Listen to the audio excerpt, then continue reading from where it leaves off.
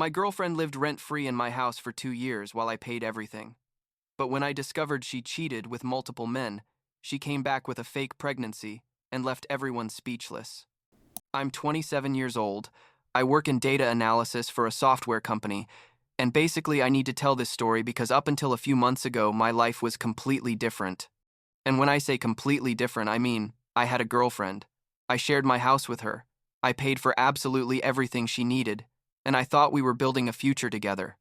Spoiler alert, we weren't building anything. Or, well, I was building something. But it turns out it was a palace for her to do whatever she wanted, while I worked like an idiot to support her. But anyway, let me start from the beginning because this story has way too many layers, and I need you to understand how I got to be so blind.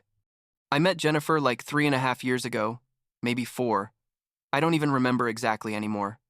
I met her at a party thrown by a mutual friend, and honestly, I was blown away. Like literally couldn't stop looking at her. She was, I mean, she still is objectively very attractive, you know? One of those girls that when they walk into a place everyone turns to look, and I was aware of that from the beginning.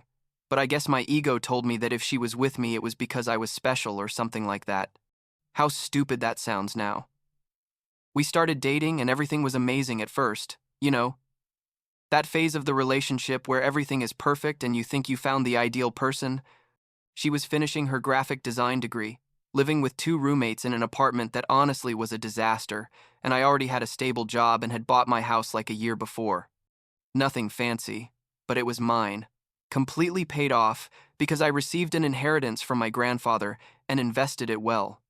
About a year into dating, Jennifer started complaining about her roommates, that they didn't clean, that they made noise, that they didn't pay bills on time, the typical story. And one day she said to me, "Why don't I move in with you?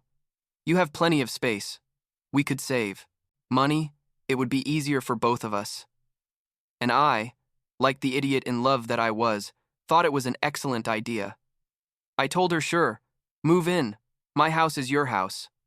And that's where it all started, though I didn't know it at the time. She moved in, and at first everything was still great.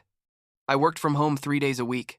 She went to university, we cooked together, watched series at night, like the perfect domestic life you see on Instagram, you know? But there was a detail I didn't mention. When Jennifer moved in, she basically came with her clothes and personal stuff. She had no savings, no job, because she was focused on finishing her last year of university, and her parents didn't give her money because according to her, they'd had a family fight and weren't speaking. So I started paying for everything. And when I say everything, it's everything. The mortgage was already paid off, but the utilities, the food, the internet, the cable, the gas, the electricity, the water, the car, insurance for the car she used, which was also mine, but I lent it to her.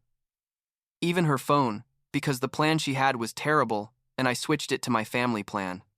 She told me that when she finished university and got a job, she would pay me back for everything. That she just needed this time to get established, and I believed her because, well, I loved her and trusted her. How naive. The first few months after she moved in were normal, I think, or maybe not, and I didn't want to see it. Looking back, I should have noticed it earlier, but I was so stuck in my bubble of domestic happiness that I ignored the signs. Jennifer started going out more often with her friends, which was fine, obviously. I wasn't going to be one of those controlling boyfriends who don't let their partner have a social life. But it was weird because she went out like 3 or 4 times a week, sometimes until 2 or 3 in the morning, and when I asked her what she'd done, she'd just say, "Oh, nothing. We were at the usual bar, having drinks and talking." And I accepted that answer because what else was I going to do? Interrogate her like a detective? That wasn't my style. She graduated in December. We had a small celebration at home with some friends, and I was super proud of her. I told her, "Now let's get that amazing job you deserve."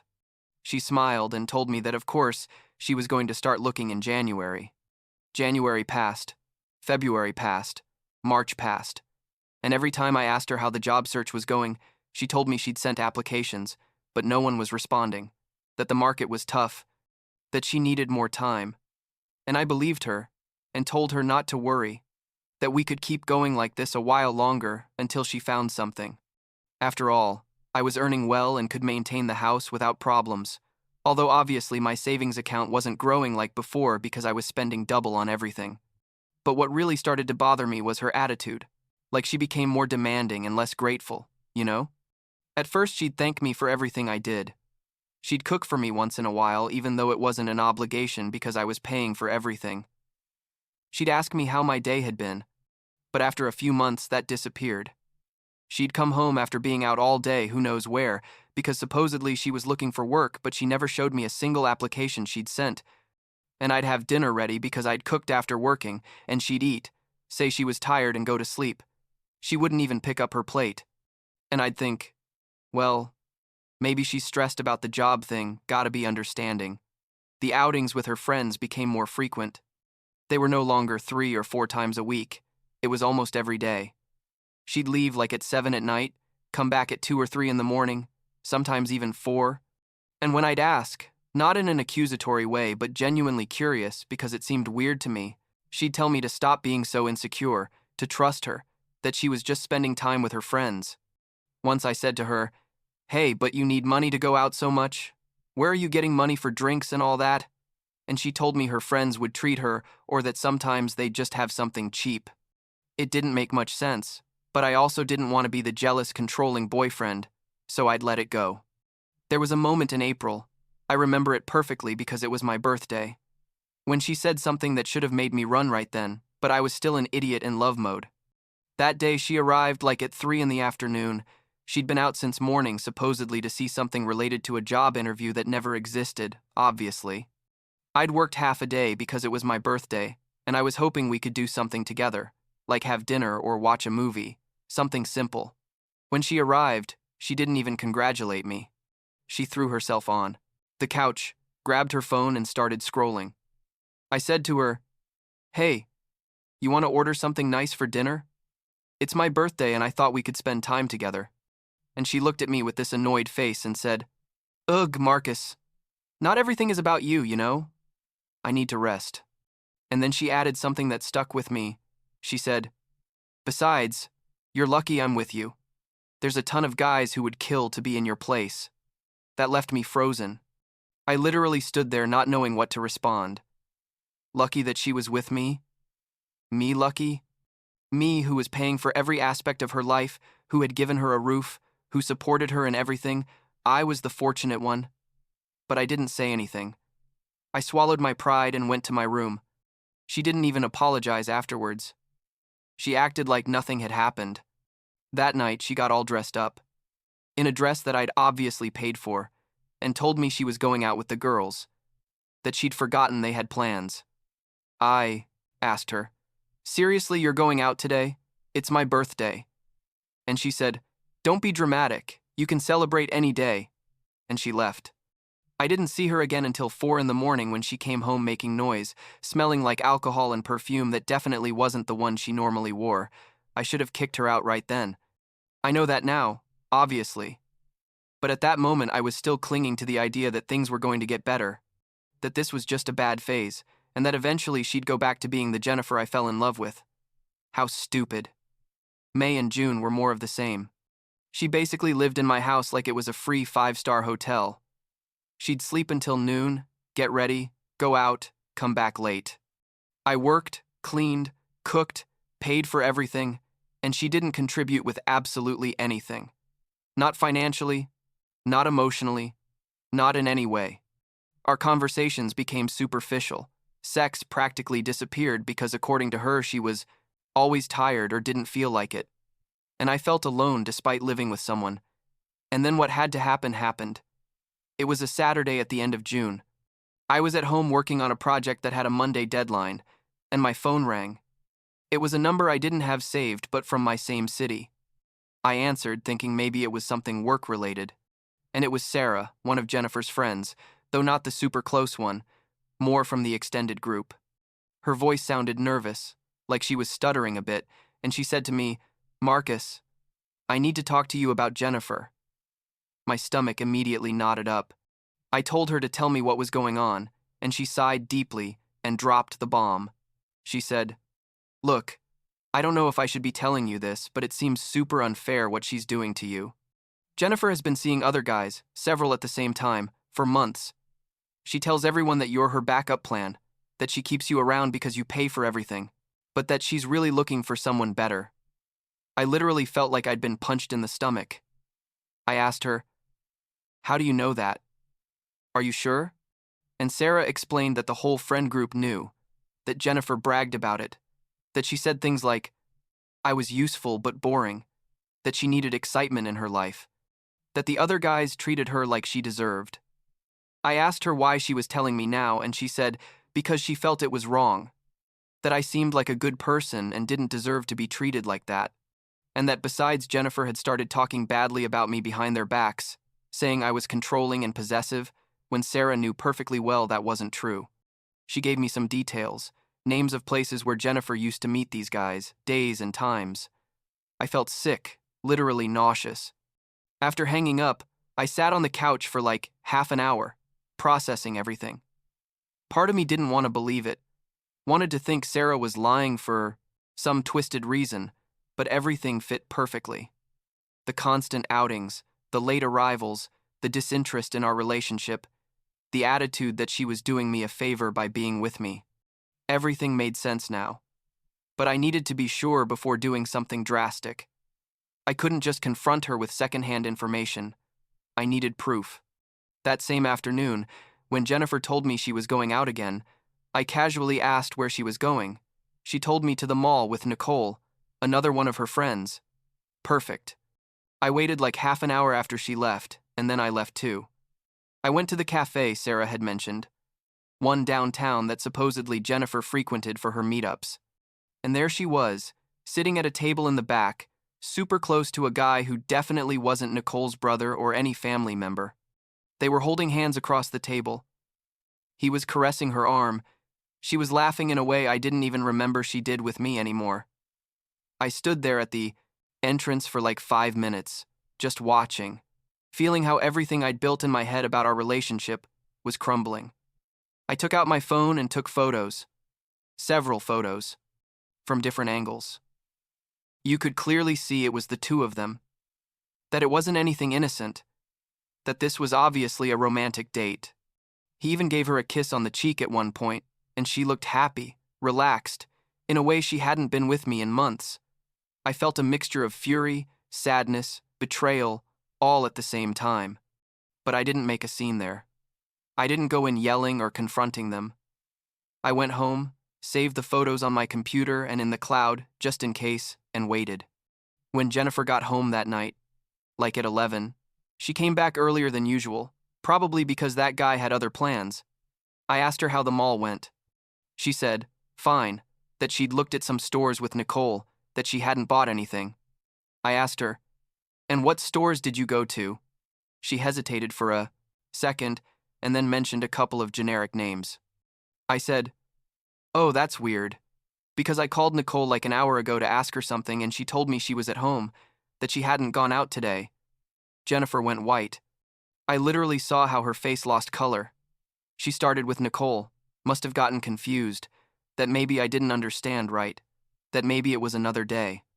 And I just told her, Jennifer, stop lying. I know exactly where you were and with whom. I didn't show her the photos at that moment. I just told her to explain to me what the hell was going on. And she did what everyone does when they get caught. She denied everything. She said, I was crazy, that I was paranoid, that she would never do that to me. She raised her voice, started saying that this was exactly why the relationship wasn't working, because I didn't trust her, because I was controlling. And that's when I ran out of patience.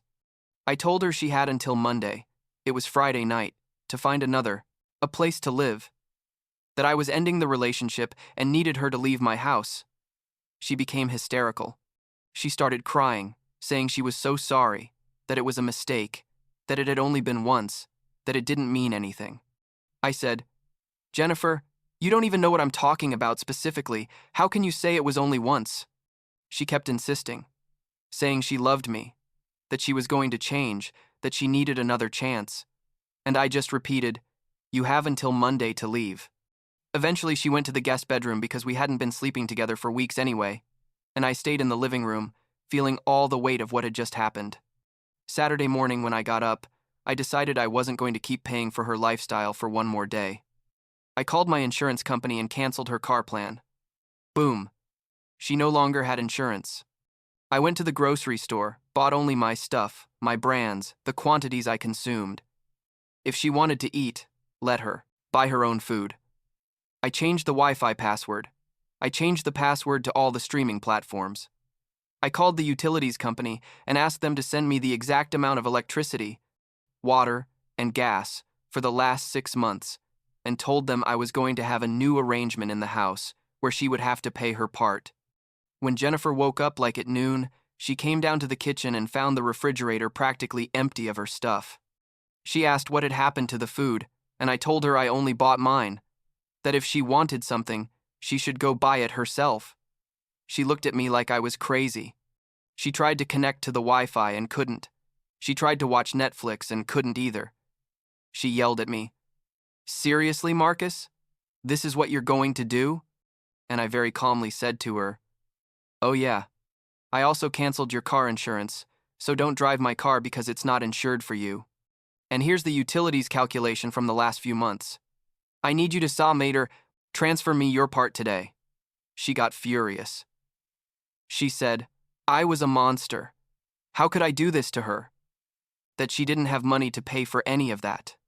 And I told her, "Well, Jennifer, then maybe you should have thought about that before cheating on me while living free in my house."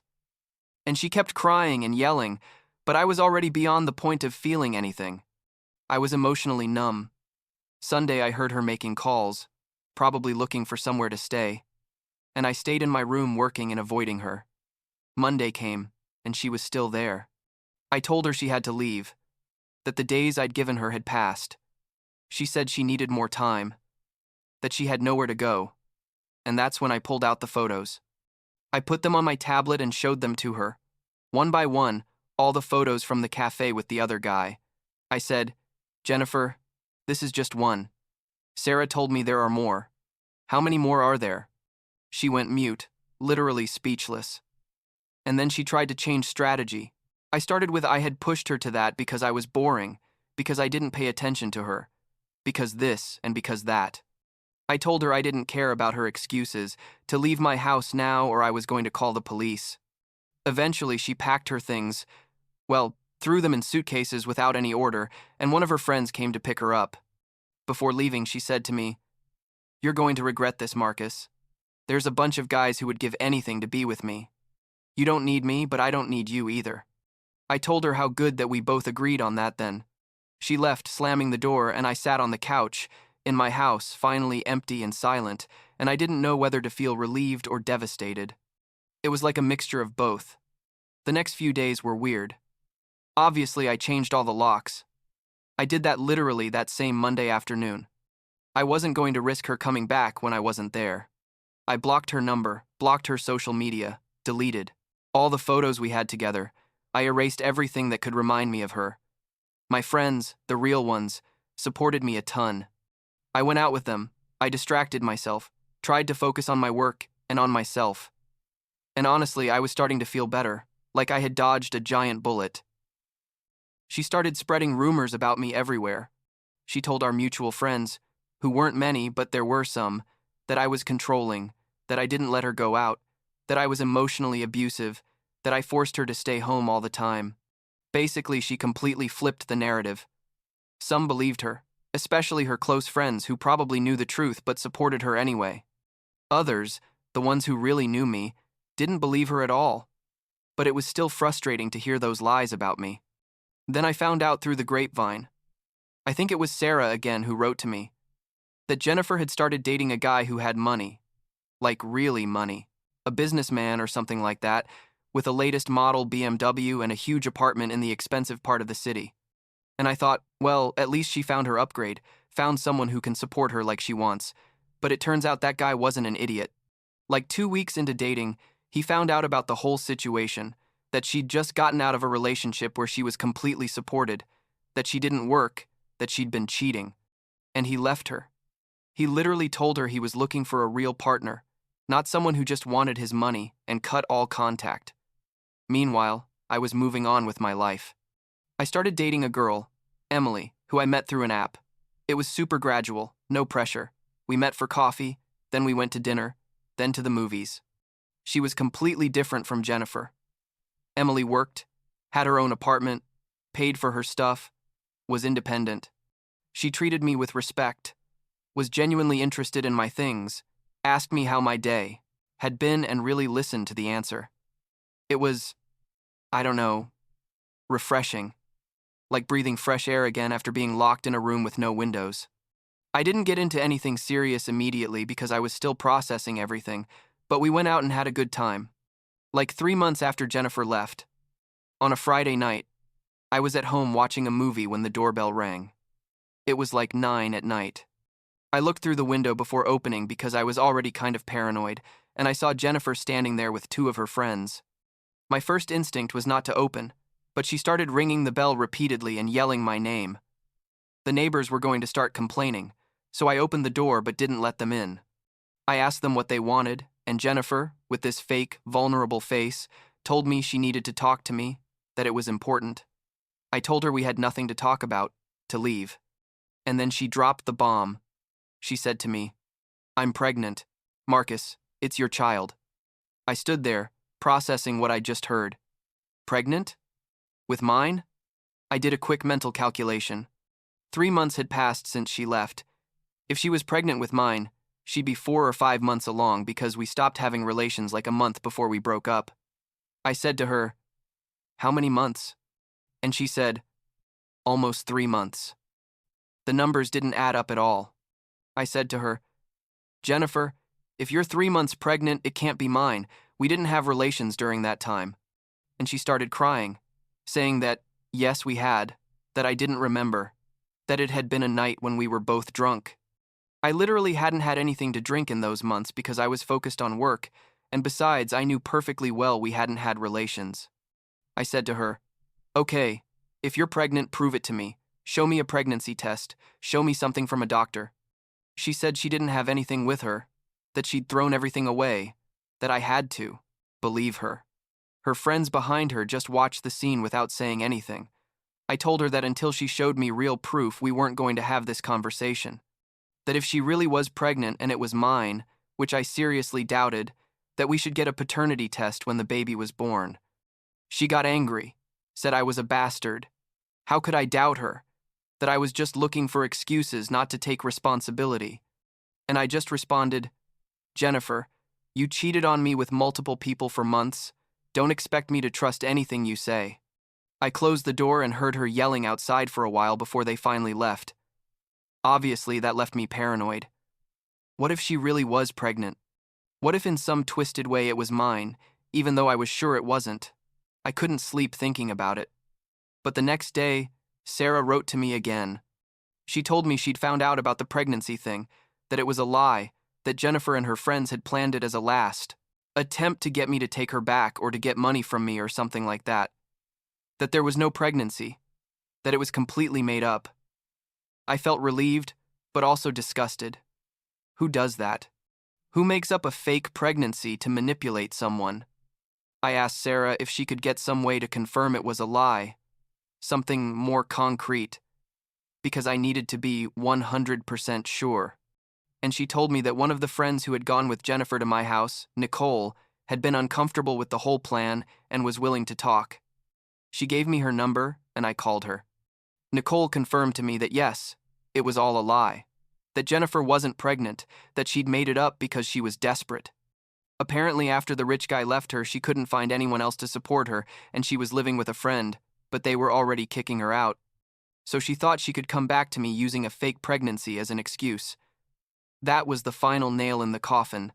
I blocked absolutely every possible means of contact. I blocked her number on my phone, on my email, on all my social media. I even blocked her close friends. I told my friends and family that if she tried to contact me through them, not to give her any information, that she wasn't welcome in my life in any way. And I felt, I don't know, finally liberated. Like I'd been carrying a huge weight on my shoulders, and they finally took it off. Now, several months after all this, I'm fine. Really fine. Emily and I are still dating, Things are going slow, but they're going well. She knows the whole story because I told her from the beginning and she was super understanding. I'm saving money again. My house is my space again. I don't have to be financing someone's life who doesn't respect me. I learned a ton about not confusing love with being a provider, about not letting someone take advantage of you because you're afraid of being alone. Sometimes I wonder if Jennifer really thought I was going to fall for the fake pregnancy thing, or if she genuinely believed she could keep manipulating me forever. But the last time I heard about her, like a month ago, she was living with her parents again, those with whom she supposedly had a terrible relationship, but who in the end were the only ones who took her in when she ran out of options. I don't feel sorry for her, honestly. You made your bed, now lie in it, as they say. And what bothers me most when I look back isn't so much the money I spent, although it was thousands and thousands of dollars, but the time. Almost 2 years of my life invested in someone who never saw me as a partner, but as an ATM with feelings that could be manipulated. 2 years I could have used to find someone who really valued me, to work on my own goals, to literally do anything else. But well, I guess it's all learning. Now I know exactly what red flags to look for. I know I can't confuse being generous with letting someone take advantage. I know it's okay to set boundaries and demand respect. Emily asked me recently if I would ever forgive Jennifer. I told her it wasn't a question of forgiving or not forgiving. She's simply not part of my life anymore, and I don't have emotional energy to waste on her. If one day I run into her on the street, I don't know if I'd ignore her or greet her politely, but there's definitely no part of me that wants to have contact with her again. And that's okay, I think. Not everyone deserves a place in your life, and definitely not everyone deserves second chances, much less third or fourth ones. I'm still living in my house, still working at the same place. My finances are recovering well. This month, I was even able to make significant contributions again to my savings account that had been pretty beaten up. I'm thinking about adopting a dog, something I could never do when Jennifer lived here because she was allergic. Or at least that's what she said. Who knows if it was true. A golden retriever or a Labrador, something big and friendly. Emily says it's a good idea, that a dog would be good company. And she's right, I guess. Anyway, that's my story, basically. How I was about to waste years of my life on someone who never saw me as anything more than a resource, how I finally realized it and got my life back. It's not the most original story in the world. There are probably thousands of guys with similar stories, but it was mine, and I needed to get it out because there are still days when I can't believe I was so blind for so long.